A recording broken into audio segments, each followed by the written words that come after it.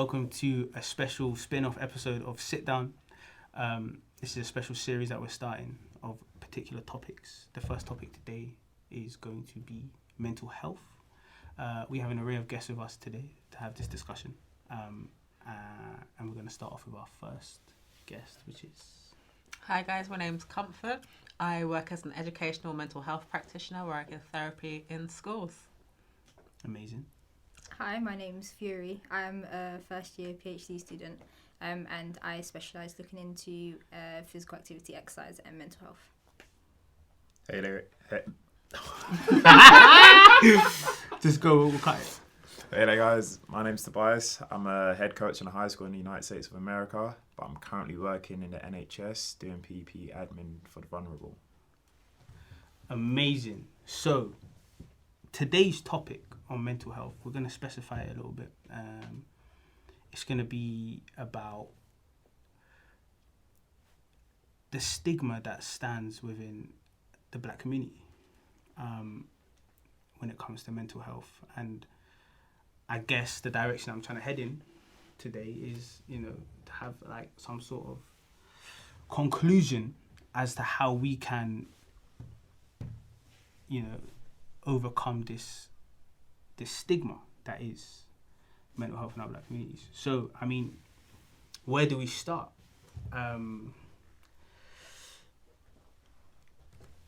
What's the first step, do you guys think? Like, where's the first trigger? Like, as we've grown up, like, where's the first line? I guess the first step that like messes us up, essentially. Would you say home, school? I feel it stems from, for me personally, growing up in an all-boys school, being surrounded by a lot of dominant black boys, and being scared to open up to them. I feel I couldn't not be myself but tell them how I'm feeling because I'll be labelled certain words or I'm not man enough. And it's like, I think that's where it stems from, being able to speak your mind, being able to be comfortable with your peers instead of feeling that kind of fear of judgmental side of things. That's, for me, that's where I think it stems from. Personally, I don't know about you guys, but yeah, for me, it's growing up in a dominant black school with friends that I thought are friends. But if I go to them with this problem, like, hey guys, I'm feeling this sort of way, it's like, just man up. And it's like, I've realised growing up, I'm 25 now, it's okay to not be okay. I know that's the cliche. That's the cliche, it's okay, but I've really learned that. And it's like, us speaking about this is great. Amazing. Fiore, where do you think it stems from? I feel like for a lot of us, are like that generation that had parents that migrated, and we're in between like two cultures. So we do all the I wouldn't say British, but we do all the things in the country that we're at, and then also you have all of the things that like culturally that you have to do as well. And I think the struggle of doing the two sometimes can be quite a lot. Like, I know for me, like, you go to school and do school stuff, but then you come home and it's like, my parents obviously migrated, so they do speak quite good English now, but filling forms and all of that stuff is kind of like, I'm the one that's had to do a lot of it. And I think the pressures of both sometimes can get a lot for a lot of people.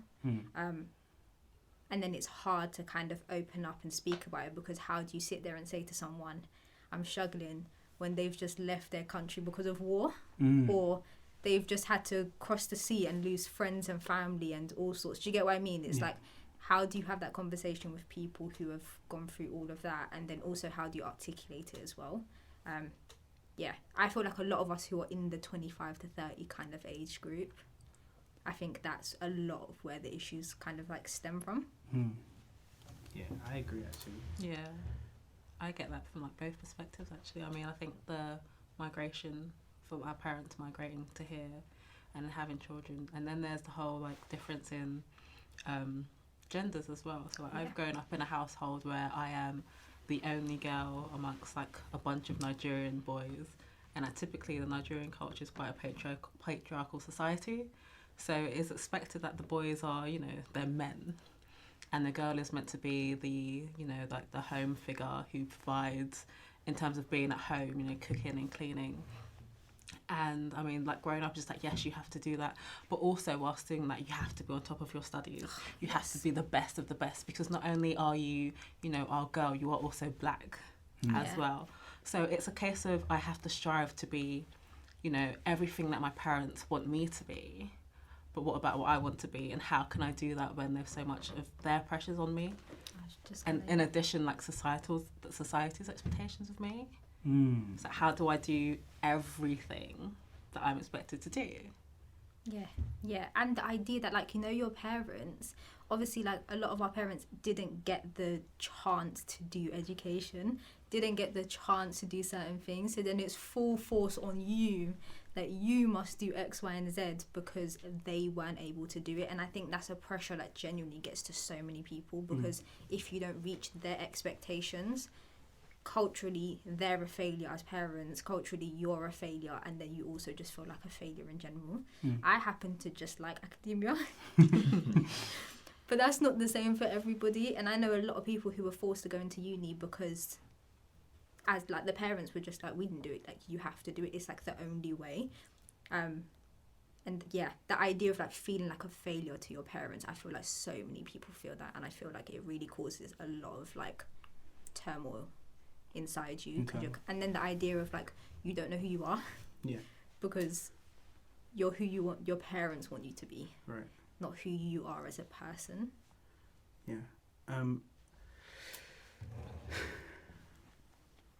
Oh, that's a lot. I don't even know where to kick off now. I want to go to our parents, right? And I guess you did mention schools, and we're going to touch upon that. But the parent one is the one that really gets to me, because it's like, the traumas that they've gone through in their heads, it's not comparable to the lives that we have been provided in this country, right? Like, you've come to the UK, you've got free travel, you've got free education, you've got free healthcare, like what's to worry about, right? But I think, I don't know about you guys, I don't think that our parents have dealt with their trauma in their... No. Absolutely not, innit? Absolutely not. And they won't, realistically. So many of our parents are religious. Yeah, that's true. Like, you go back home, someone has like some form of mental health condition, and it's automatically a religious thing. It's religious, It's nothing to do with mental health. It's right. religious. Pray for it. Holy water. Yeah, It'll be okay. I've witnessed that one, man. And our parents have kind of like taken that on. I can say personally from my parents, like growing up, and especially because I have a master's in mental health, I've kind of shifted them a bit to like thinking about it. And prior to that, they like used to foster kids and stuff, so they had to learn about this, but that was purely just because of like them fostering and me going into like my master's. I know like there's most probably a lot of parents who don't have that with their children, so they most probably still feel like it's a religious thing, like pray for it and it'll go away. And go on, sorry. I mean, it's not even just like mental health. It is mental health, but when we talk about something like depression and anxiety, and that can be quite like terrible for someone. That is terrible for someone. But even with our parents, who are very likely to have depression quite strongly, they won't consider it to be depression. Right. They won't use it, because depression can be, to feel depressed can be, it can be an emotion, but it also can be like a decapitating like mental health thing. So if I was to say, yes, my dad is now depressed because of his entire life of trauma, he's not going to consider that to be depression. It is, I'm just not having a good time. I'm sad. Things have just been really, really hard, Like, that's it. It is almost, it's typical. And that's not just depression, but it's depression. For someone now then to have a psychotic disorder. Yeah. that completely is, it's down to religion. It's down to, it can be down to drugs, but like very much it's a religious thing. They've been, their spirit has been taken over by someone else. And it's just how do we get them to perceive different mental health disorders to others as well? Like, okay, this is a legitimate issue for this, but depression, which is something that affects loads of people all around the world, in particular our parents, because of the trauma that they have suffered from being a child and then coming to this country. How do we get them to understand now that actually you're not actually just really upset and sad, and it's not just the fact that maybe it's lockdown and your job hasn't sorted itself out. Like, it's more than just, it's a massive neurodevelopmental change. And it's kind of like, by the way, the science that I did at school that you forced me to do has actually now educated me to let you know that your neural functions in your head have actually altered. Right. And for them to be like, you're talking too much at me. That's too much at me. Stop it. I feel like it's not even like, it's like, even put aside like mental health conditions, it's even things like dyslexia, for example. Your parents will just think that you're not studying. Right. Rather than it being potentially there genuinely is something there that's preventing you from reaching it.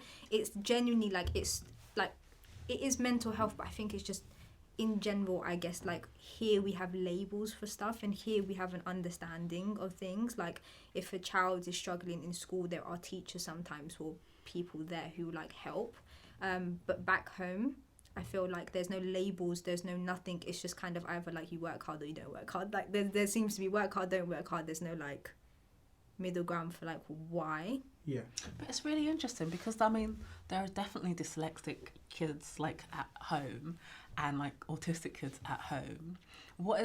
How do they perceive them back then? Do they actually go to school? Because not everyone goes to school at home, realistically. When you say home, you mean Nigeria and Eritrea back in Africa. I mean, they don't all have, the means by which we have had here. Yeah. Like, to be educated. What do? They most probably don't even know They dyslexia don't exists. Yeah, like, I mean, English language, knowing about geography, the other countries. I mean, can they read? No. I've witnessed a young boy around about our age in Eritrea who had, I'm pretty sure, like severe autism. And he was essentially chained to his bed. Like, I've seen that, like, and I was there like with my cousin, and I was saying to her, like, I'm pretty sure he has autism, but they don't know, innit? Yeah. Every day the priest comes, every day the priest prays for him. Yeah. And whatnot. And it's like, brother, like, he just needs somebody who will understand. But I mean, look, that's back home. That's not me brushing it. But I guess the question I have for you guys essentially is it worth trying to educate our parents? This is my major question. Is it worth it? To a certain extent. It's, if you know, for example, that like every time we say we're going to meet up, I'm always late, then you shouldn't allow the fact that I'm late the next time we meet up to hurt you, because it's a common thing, you already know it. If you know your parents feel a certain way about something and there's nothing you can do to change how they feel about it, then it's that thing of like, try to educate them but also detach yourself. If that's how they've always been, at a certain point you just have to say, okay, I'm just going to stop letting this hurt me. Like, I'm just going to have a shift towards it. Maybe you just don't talk to them about it, because if you try to talk to them and they've upset you, do you get what I mean? Right. But it's like, it's a middle ground, and it's also how you educate them. It shouldn't be you talking to them. Right. There's loads of professors and doctors, whoever, like 30, 40, 50-year-olds who speak about mental health, like who are Eritrean, for example, that my parents watch. It's like, if you want them to learn about something, maybe find someone who's from their age range, who's educated, who can relay it in a way that they're going to understand, because realistically the way we're telling them is not something that they're going to understand. So it's like, if you do want to educate them, it's how. Right. I like that. Yeah, I like that as well. So for me, it's more about not educating the parents like my mum, for instance. I feel it's more about the trust, because over the last year and a half, like, I've been able to trust my mum and to tell her certain things, and me opening up about how I'm really feeling deep down has allowed her to open up to me. And for her to open up to me, it's showed me how she's been hurt the last 5 to 10 years, and she's bottled it up because of my nan. I'm not saying it's my nan's fault, but being in an African household, as you said earlier, you have to be strong. You have to do this, do that. You have to be perfect. Right. Would you say your mum is in the position that we're in? I believe so, because how I'm feeling, I can see it in her face, and how she spoke to me over the last years, how she's felt over the years. And my nan, being the great woman she was, she couldn't open up to her how I have to her. And I feel like if she had the chance to tell my nan, her mum, how she really felt, it would change a lot of things, because at the end of the day, if I can't talk to you, you won't know what's really going on. So I've spoken to my mum about certain things I would never speak to her prior to, like, lockdown, prior to my nan passing. And it's allowed me to see how she struggled. Same way I've spoken to Mo about certain things. It's the same way my mum's told me things I've never known. And I feel that's the trust, because it's not like I didn't trust my mum, but I didn't trust her to a point that she can understand me. Like, she'll just be like, you know what? Like, my nan used to say, take paracetamol, everything will be better. And I'm just like, at the end of the day, it's not that. It's like, I feel a certain way, and I'm trying to come to you because you're my mum at the end of the day. Like, I want to be able to tell you how I feel. So, yeah, what I'm trying to get at is, like, it's the trust issue for me. Like, I don't know about everyone. I think it could be with a lot of other people, because we don't talk about things at the end of the day. Like, everything bottles up. For me, like, I had to be the man of the house, and it's like, cool, I understand that, but I still hurt at the end of the day. Like, yeah, I can still be strong, but I'm still hurting, and I just want to tell you how I feel. Like, and yeah, I don't know. That's what I've got for that. Yeah, I kind of agree with both your points, because I've kind of experienced both of them, and I feel like they're both very necessary. Like, you're one with the trust. I mean, me personally, I can say, and I would genuinely recommend this to everyone who's watching and whatnot, it's like, you know, there is, as much as, like, your parents or your carer or whoever it is that looks after you, like, as much as, like, there is that love, there is also, like I always say, like, an invisible bridge, right? That is, it's there, but it hasn't been, like, unlocked yet, if that makes sense. And that invisible bridge is essentially talking about your deepest, darkest fears, the stuff that you struggle with mentally. And I feel like, you know,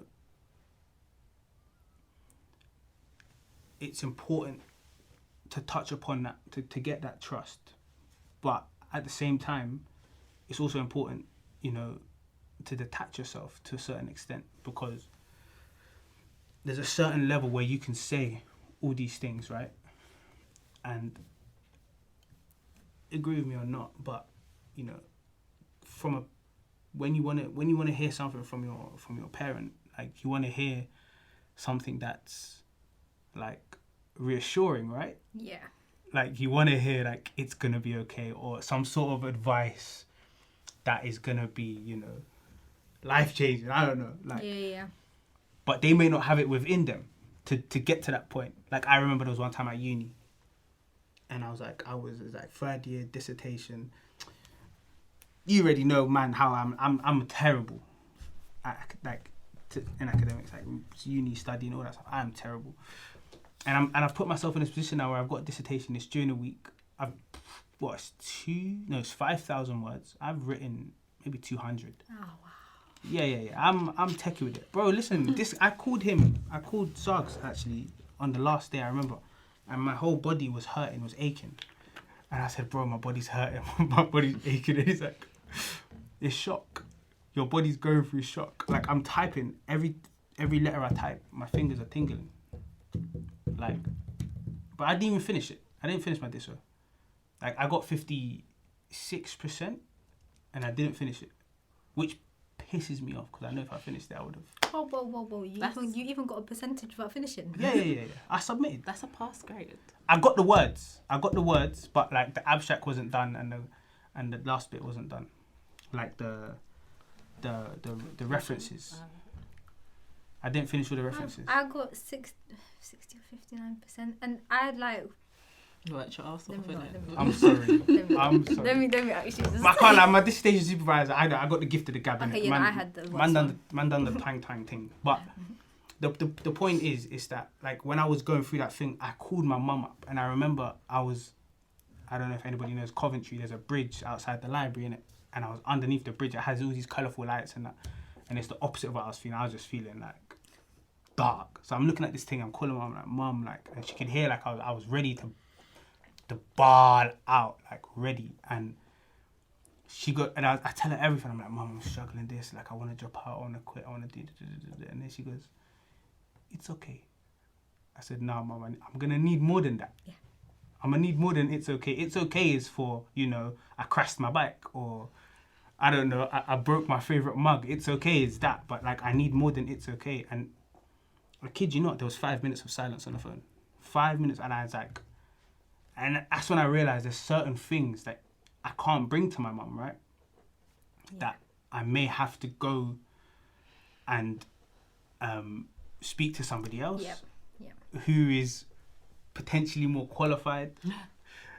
That's it. That's actually it. Your parents just genuinely just may not have the equipment to help you. Yeah. You can, like, I adore my parents, and I did eventually end up telling them about my mental health, but there are just certain things I don't talk to. I just went to therapy because realistically they just don't have the tools to help me with certain things.